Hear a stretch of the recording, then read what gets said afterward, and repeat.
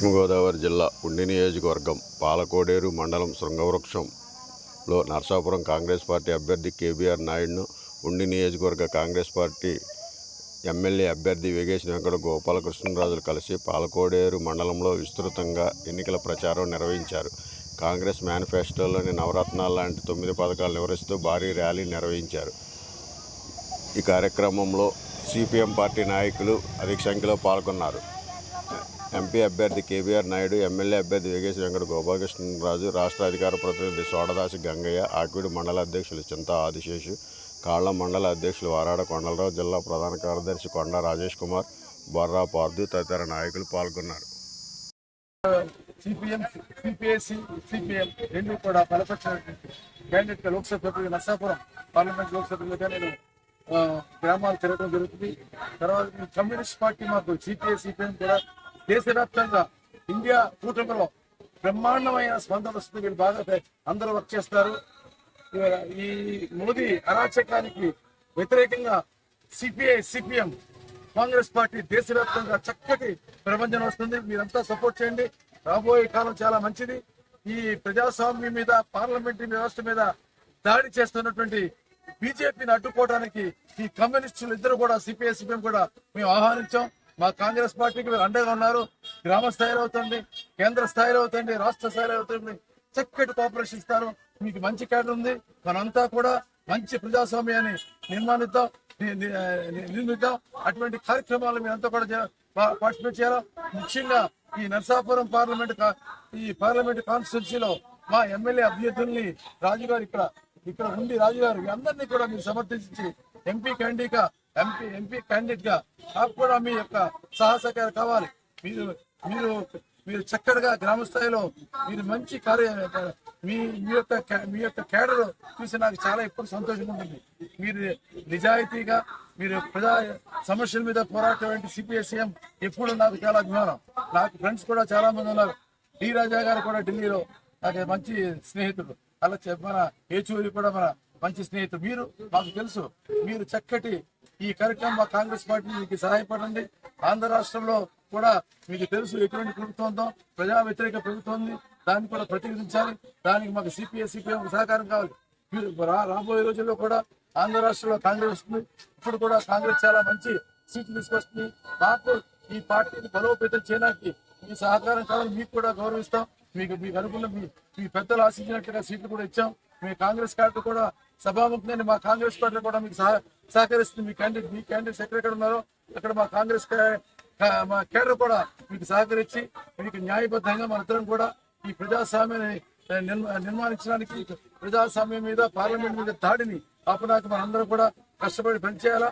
మీరందరూ ఎప్పుడు కాంగ్రెస్ పార్టీ పేదల పార్టీ, కాంగ్రెస్ పార్టీ ఐడియాలజీ దళితులుగా బడుగు బలిగిన అనగారి వర్గాలకి ఇస్తాది. మీకు కూడా దగ్గరగా ఉన్నటువంటి సబ్జెక్టు రైతుల గురించి కూడా ఇప్పుడు రాహుల్ గాంధీ గారు ఏ రైతులైతే దేశవ్యాప్తంగా ఆందోళన చేసి ఎంతో మంది చనిపోయి బీజేపీ 3 నల్ల చట్టాలు తెచ్చింది. ఈ రైతుల ఆందోళన తట్టుకోలేక విత్తనాలు అటువంటి ఆ కార్యక్రమాన్ని ఎంఎస్పీ పెట్టి న్యాయబద్ధమైన కాంగ్రెస్ పార్టీ మేనిఫెస్టోలో పెట్టి దేశవ్యాప్తంగా రైతాంగాన్ని ముందొస్తాం. మీ కమ్యూనిస్టులు కూడా రైతాంగ సమస్యల మీద పోరాడుతుంటారు.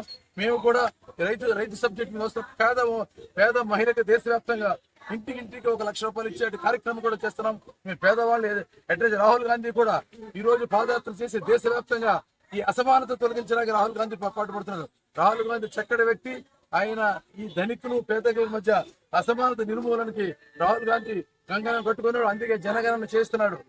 దేశవ్యాప్తంగా కాంగ్రెస్ పార్టీ జనగణన చేయిస్తే పేదరికం ఉన్న వాళ్ళకి వాళ్ళ కోరికలు ఎక్కువ ఉంటాయి. వాళ్ళకి కావాల్సిన రిజర్వేషన్స్ కానీ, వాళ్ళకి కావాల్సినటువంటి ఈ మన ఫండ్ కానీ, గవర్నమెంట్ బడ్జెట్ కానీ ఎలకేషన్ దృష్టిలో పెట్టుకుని ఆయన జనగణన చేయించి పేదలను ఆదుకోవాలని కాంగ్రెస్ పార్టీ ఇప్పుడు కూడా మా ఐడియాలజీ బడుగు బలహీన వర్గాలు, పేద పీపుల్, పేదలు, అది మీరు మాకు దగ్గరగా సింక్ అవుతారు ఐడియాలజీలో ఈ కమ్యూనిస్ట్ పార్టీస్ కూడా.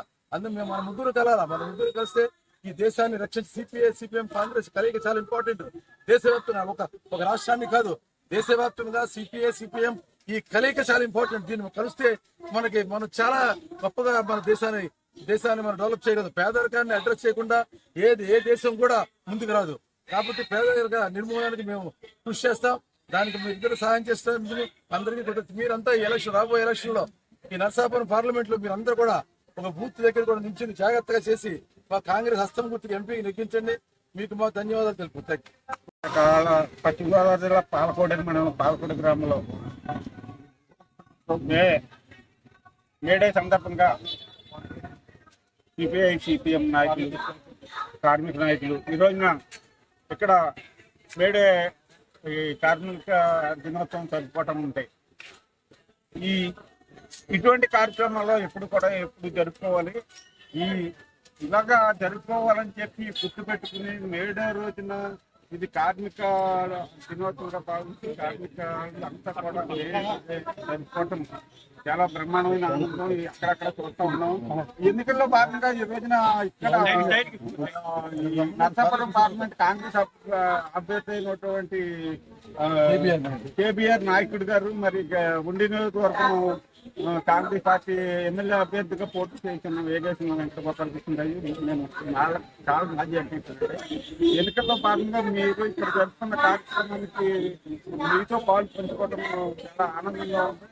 కార్మికుల్లో కోసం దేశంలో ఎక్కడైతే అన్యాయం జరుగుతుందో అక్కడ అడుగుపెట్టి అక్కడ అన్యాయాన్ని ఎదుర్కొనే ధైర్యం సత్తా ఉన్న నాయకులు అందరికీ కూడా ఈ కార్యక్రమంలో ఈ గోపాలం గారి నాయకులకి మరి నాయకులందరికీ కూడా పేరు శుభాకాంక్షలు తెలియజేసుకుంటూ మరి మీ అంగతంటే కావాలని చెప్పి దాంట్లో ఈ నరసాపురం పార్లమెంట్లో ఇండియా కూటమి బలపరిచిన కాంగ్రెస్ పార్టీ అభ్యర్థి నరసాపురం పార్లమెంట్ అభ్యర్థి కేబీఆర్ నాయుడు గారు, అలాగే ఉండి నియోజకవర్గం కాంగ్రెస్ అభ్యర్థి వేగేసిన వెంకట గోపాలకృష్ణరాజు గారు, ఈ ఇరువురిని కూడా హస్తం గుర్తు మీద ఓటేసి గెలిపించాలని చెప్పేసి కార్మిక వర్గానికి ప్రజానీకం అందరికీ కూడా మేము విజ్ఞప్తి చేస్తూ ఉన్నాం. మరి భారతదేశంగా ఉండాలన్నా భారతదేశంలో ఉన్నటువంటి అనేక మతాలు కావచ్చు, కులాలు కావచ్చు, జాతులు కావచ్చు, ప్రజలందరూ ఐకమత్యంగా ఉండాలన్నా కేంద్రంలో బీజేపీ ఒక్కరోజు అధికారంలో ఉన్నా అది దీనికి ప్రమాదం తప్ప మరొకటి కాదు. అందువల్ల దేశాన్ని కాపాడుకోవడం కోసం, ప్రజలను రక్షించుకోవడం కోసం ఇవాళ ఇండియా కూటమి వేదికగా ఏర్పడి ఈ ఎన్నికల్లో పెద్ద సమరం జరుగుతూ ఉంది. కాబట్టి ప్రజానీకం అందరూ కూడా ఇండియా కూటమిని ఆదరించాలని చెప్పేసి మేము చెప్తా ఉన్నాం. ఎందుకంటే ఈ రోజున రాష్ట్రంలో అధికార పార్టీ ఉంది, ప్రతిపక్ష పార్టీ ఉంది. అధికార పార్టీ అయినా ప్రతిపక్ష పార్టీ అయినా వీళ్ళిద్దరూ కూడా బీజేపీ తప్ప మరొకటి కాదు. వీళ్ళిద్దరిలో ఎందులో వేసినా అది బీజేపీకే పోయిదే. బీజేపీ దేశ ప్రజలకి తీరని హాని చేసింది. దేశ ప్రజల కంటే కూడా ఆంధ్ర ప్రజలకి మరింత హాని చేసింది. హోదా పక్క వెళ్ళిపోయింది, పొలం బడ్జెట్ పక్క వెళ్ళిపోయింది, విభజన హామీలు లేకుండా పోయినాయి, లోటు బడ్జెట్ కూర్చలేదు, అన్ని రకాలుగా కూడా ప్రజలకి ద్రోహం చేసింది. అత్త కోడలకి బుద్ధి చెప్పి గట్టి నాకిందంట. కాంగ్రెస్ని ఒకప్పుడు బీజేపీ విమర్శించింది, మీరు ధరలు తగ్గించలేకపోతున్నారు, ఉద్యోగాలు ఇవ్వలేకపోతున్నారు, పేదరికం తగ్గించలేకపోతున్నారని చెప్పేసి కాంగ్రెస్ విమర్శించింది.